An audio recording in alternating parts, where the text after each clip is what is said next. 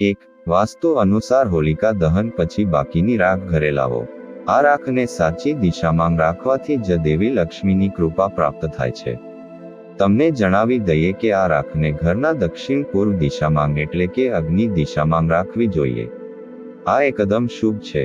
એવું કહેવાય છે કે અગ્નિકોણ અગ્નિ તત્વ સાથે સંબંધિત છે અને રાખ પણ અગ્નિ સળગાવીને જ બને છે. હોળીની ભસ્મ આ દિશામાં રાખવાથી વ્યક્તિને વેપારમાં ધનલાભ થાય છે. જીવનમાં પ્રગતિ મળે છે. 2. જો નવગ્રહો તમને પરેશાન કરી રહ્યા હોય અથવા રાહુ, કેતુ અને શનિની અશુભ દ્રષ્ટિ કામને બગાડી રહી હોય તો હોલિકા દહનની જગ્યા પરથી લાવેલી રાખ શિવલિંગ પર અર્પણ કરો. આ ઉપાય ઓછામાં ઓછા 7 સોમવાર સુધી કરો. આમ કરવાથી શનિની અશુભ અસર તમારા પરથી દૂર થઈ જાય છે. આ રાખને નહાવાના પાણીમાં ભેળવીને સ્નાન કરવાથી નવગ્રહની પીડા ઓછી થાય છે. 3. હોળીના દિવસે ઘરના આંગણાને સાફ કરીને વર્ગાકાર આકૃતિ બનાવો. આની વચ્ચે કામદેવની પૂજા કરો. આ પછી ઘરની મહિલાઓએ કામદેવની મૂર્તિ પર ચંદનનો લેપ લગાવવો જોઈએ અને કામદેવ મારા પર પ્રસન્ન થાય તેવી પ્રાર્થના કરવી જોઈએ. આ સાથે આ દિવસે બ્રાહ્મણને દાન આપો. 4. જો પરિવારમાં કોઈ વ્યક્તિ લાંબા સમયથી બીમાર હોય તો હોળીના બીજા દિવસે હોળિકાની રાખ લાવીને તે બીમાર વ્યક્તિના કપાળ પર દરરોજ લગાવો. તેનાથી વ્યક્તિ જલ્દી સ્વસ્થ થઈ જાય છે. 5. હોલિકાની ભસ્મ આર્થિક મુશ્કેલીઓ દૂર કરવા માટે ખૂબ જ અસરકારક માનવામાં આવે છે. હોળીની રાખને લાલ કપડામાં બાંધો અને તેની સાથે 7 કોડી લઈને તમારા ઘરની તિજોરી અથવા પૈસાની જગ્યાએ રાખો. આવું કરવાથી તમારા ઘરમાં ક્યારેય પૈસાની કમી નથી આવતી અને દેવી લક્ષ્મી પણ પ્રસન્ન રહે છે. 6. ઘણી વખત જીવનમાં એક પછી એક સમસ્યાઓ આવવા લાગે છે, જેના કારણે કેટલાક લોકો એવું માને છે કે કોઈની નજર લાગી ગઈ છે અથવા કોઈ તાંત્રિક ક્રિયા કરવામાં આવી છે. જો તમને લાગે છે કે કોઈએ તમારા પર કોઈ તાંત્રિક વિધિ કરી છે, જેના કારણે તમે તમારા જીવનમાં મુશ્કેલીઓનો સામનો કરી રહ્યા છો, તો તમે હોલિકા દહન સમયે દેશી ઘીની અંદર 2 લવિંગ, 1 પતાસું, 1 નાગરવેલનું પાન અને થોડી ખાંડને સળગતી હોળીની અગ્નિમાં નાખી દો અને તેના બીજા દિવસે હોળીની રાખને ચાંદીના તાવીજ માંગરીને ગળામાં ધારણ કરી લેવી. આમ કરવાથી તમારી ઉપર જે તાંત્રિક ક્રિયાઓ કરવામાં આવી હશે તે બધી જ નષ્ટ થઈ જશે. માન્યતા છે કે તાવીજ ધારણ કરવાથી કોઈ પણ પ્રકારની નકારાત્મક શક્તિનો ભય રહેતો નથી. 7. જો તમને નોકરી કે ધંધામાં મુશ્કેલી આવી રહી છે તો હોલિકા દહનના સમયે હોળીની ઊંધી પરિક્રમા કરવાની સાથે આંકડાના મૂળને તેમાં નાખી દેવા. સાથે જ પ્રાર્થના કરવી કે તમારા કાર્યક્ષેત્રની બધી જ તકલીફ દૂર થઈ જાય અને લાભ થાય. આ ઉપાય કરતા દરમિયાન તમારે એક ખાસ વાત યાદ રાખવી કે આ તમારા સારા માટે કરવાનો છે, કોઈનું ખોટું કરવા માટે નહીં. 8. જો તમે વારંવાર આર્થિક નુકસાનનો સામનો કરી રહ્યા છો તો હોલિકા દહનની સાંજે તમારે તમારા મુખ્ય દરવાજાની ચોખટ પર 2 મુખી લોટનો દીવો કરવો જોઈએ. ચોખટ પર થોડો ગુલાલ છાંટવો જોઈએ અને દીવો પ્રગટાવવો જોઈએ. દીપ પ્રગટાવવાની સાથે માનસિક રીતે આર્થિક નુકસાન દૂર કરવા માટે પ્રાર્થના કરવી જોઈએ. આ ઉપાય અસરકારક સાબિત થશે. 9. હોળી પછી બીજા દિવસે સવારે હોલિકાની રાખની 7 ચપટી ઘરમાં લાવો. હવે આ રાખને તાંબાના 7 છિદ્રોવાળા સિક્કાની સાથે એક લાલ કપડામાં બાંધીને તિજોરીમાં રાખો. તેનાથી ઘરમાં પૈસાની વૃદ્ધિ થશે. જો તમે આ કપડાને તમારી દુકાનના મુખ્ય પ્રવેશદ્વાર પર લટકાવશો તો તમારી દુકાન અને વ્યવસાયમાં પ્રગતિ થશે. 10. જો તમે તમારા વ્યવસાયમાં સતત નુકસાનનો સામનો કરી રહ્યા છો અને આર્થિક સંકટનો સામનો કરવો પડી રહ્યો છે, તો તમારે ફક્ત તે વ્યક્તિનું નામ દાડમની પેનથી લવાનું છે જ્યાં હોળી દહન કરવામાં આવે છે અને તેના પર લીલું ગુલાલ છાંટી દો. પછી જ્યારે હોલિકા દહન થઈ જાય ત્યારે તે જગ્યાની રાખને વહેતા પાણીમાં પ્રવાહિત કરી દેવી. આમ કરવાથી ધન સંબંધી તમામ સમસ્યાઓ દૂર થઈ જાય છે. 11. ઘણી મહેનત અને પ્રયાસ પછી પણ જો તમારી આવક નથી વધતી અને પૈસા તમારા હાથમાં નથી ટકતા, તો હોળીની રાખમાંથી આ ઉપાય કરવાથી તમને ફાયદો થશે. હોળીની રાખને લાલ કપડામાં બાંધીને તેની એક નાની પોટલી બનાવીને હંમેશા માટે તમારા પર્સમાં રાખો. 12.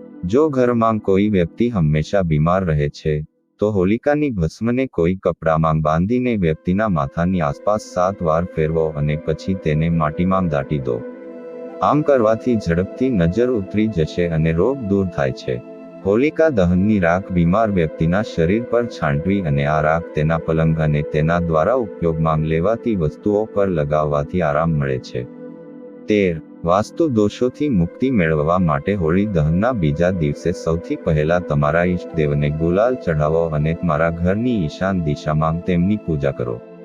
આ ઉપાયને અનુસરવાથી તમારું ઘર વાસ્તુ દોષથી મુક્ત થઈ જશે. 14.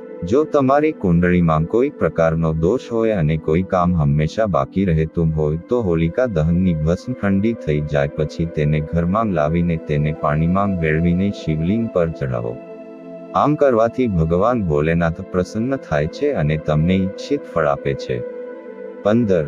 જો કોઈ વ્યક્તિ ડરની છાયામાં હોય તો તેણે હોળીના દિવસે એક નારિયેળ, 2 લવિંગ અને પીળી સરસવ લઈને આ બધી વસ્તુઓ પીડિત વ્યક્તિ પર 21 વાર ઉતારીને હોળીની અગ્નિમાં નાખી દો. બધી આડઅસર સમાપ્ત થઈ જશે. 16. હોળીની રાખ ખૂબ જ પવિત્ર માનવામાં આવે છે. તેને ઘરમાં રાખવાથી રાહુ અને કેતુની ખરાબ નજર દૂર રહે છે. આ ઉપરાંત બીમારીઓ ઘરમાં રહેતી નથી. એવું કહેવાય છે કે તાંત્રિક દ્વારા હોળીની રાખનો ઉપયોગ તાંત્રિક ટોટકા કરવા અને જ્યોતિષીય ઉપાયો કરવા માટે કરવામાં આવે છે અને તે ખૂબ જ અસરકારક છે. 17. હોલિકા દહનના બીજા દિવસે સવારે વહેલા ઉઠો અને હોલિકાની રાખ ઘરે લાવો. તેમાં મીઠું અને રાઈ મિક્સ કરીને ઘરમાં રાખો. જ્યારે પણ કોઈને નજર બાધા હોય કે ભૂત પ્રેતથી પરેશાન હોય તો તેના માથા પરથી ઉતારીને બહાર ફેંકી દો. 18. જો તમારા વ્યવસાયમાં સતત નુકસાન થઈ રહ્યું છે તો તમારે જે સ્થાન પર હોલિકા દહન થવાનું છે ત્યાં લીલા ગુલાલ છાંટવાનું છે. તમારા વ્યવસાયનું નામ તમારા મનમાં રાખીને અને દેવી લક્ષ્મીનું ધ્યાન કરવાનું છે. આમ કરવાથી તમારા કામમાં થતું નુકસાન અટકશે અને તમારો ધંધો પાટા પર આવી જશે. 19. જો ઘરમાં પરિવારના સભ્યો વચ્ચે મતભેદ હોય તો હોળીની રાખ ઘરે લાવીને ચારે ખૂણામાં છાંટવી. ધ્યાનમાં રાખો કે આ કરતી વખતે તમારા પરિવારના સભ્યો તમને જોઈ ન જાય. તેનાથી ઘરમાં શાંતિ અને સંવાદિતા જળવાઈ રહેશે. 20. જો કોઈનો પતિ અન્ય સ્ત્રી સાથે સંપર્કમાં હોય તો હોળીના દિવસે હોળીના દહન સમયે દેશી ઘીમાં 2 લવિંગ, 1 પતાશુ, 1 પાન અને થોડી મિશ્રી આગમાં અર્પિત કરો અને હોળીના સળગતા અગ્નિની 7 વાર પ્રદક્ષિણા કરો. પ્રદક્ષિણા કરતી વખતે તમારા પતિનું નામ લઈને અગ્નિમાં એક ગોમતી ચક્ર મૂકો. આમ કરવાથી મહિલાનો પતિ તેની પાસે પાછો આવશે. 21. જો તમને લાગે કે કોઈએ તમારી ઉપર તાંત્રિક પ્રયોગ કર્યો હોય તો હોળીના દહન સમયે દેશી ઘીમાં 2 લવિંગ, 1 પતાશુ, 1 પાન અને થોડી મિશ્રી આગમાં નાખી દેવી. બીજા દિવસે હોળીની રાખને ચાંદી કે તાંબામાં ભરી ગળામાં ધારણ કરવાથી તાંત્રિક પ્રભાવ નિષ્ક્રિય થાય છે. 22. જો કોઈ વ્યક્તિ મારણ વિધા, સંમોહન, ભૂત પ્રેતની શક્તિની અસર અને વશીકરણની અસર હેઠળ રહેવાની વ્યક્તિને ઉપરોક્ત વિધિથી હોળિકાની રાખ શરીરમાં લગાવી ગરમ પાણીથી નહાવાથી નકારાત્મક ઉર્જાને ખતમ કરી શકાય છે. 23. હોળીના દિવસે રાખની પૂજા કરવાથી લાભ થાય છે. એવું કહેવાય છે કે આ દિવસે હોલિકા દહનની રાખને ધારણ કરવી જોઈએ. આ ઉપરાંત માટીથી સ્નાન કરવાની પણ પરંપરા છે. આ દિવસે સ્નાન કરતા પહેલા શરીર પર થોડીવાર માટી લગાવ્યા બાદ સ્નાન કરો. 24. ધાર્મિક માન્યતા અનુસાર હોલાષ્ટકના આ 8 દિવસોમાં ભગવાન વિષ્ણુના મહાન ભક્ત પ્રહલાદને તેમના પિતા હિરણ્યકશ્યપે મૃત્યુ જેવી પીડા આપી હતી. છેલ્લા દિવસે હોલિકા તેને ખોળામાં લઈને અગ્નિમાં બેઠી હતી. હોલિકાને વરદાન હતું કે અગ્નિ તેને ક્યારેય બાળી શકશે નહીં, પરંતુ ભગવાનની કૃપાથી હોલિકા બળી ગઈ અને પ્રહલાદ આ અગ્નિમાંથી સુરક્ષિત રીતે બહાર આવી ગયો. હોલિકા દહનથી પ્રહલાદને પણ અનેક પરેશાનીઓમાંથી મુક્તિ મળી. વાસ્તુશાસ્ત્ર અનુસાર હોલિકા દહનની રાખ ખૂબ જ ફળદાયી હોય છે. જો આ વિડીયો તમને પસંદ આવ્યો તો વિડીયોને લાઈક કરો, ચેનલને સબસ્ક્રાઇબ કરો. હવે મળીશું આગળના વિડીયોમાં. ત્યાં સુધી બધા બોલો રાધે રાધે.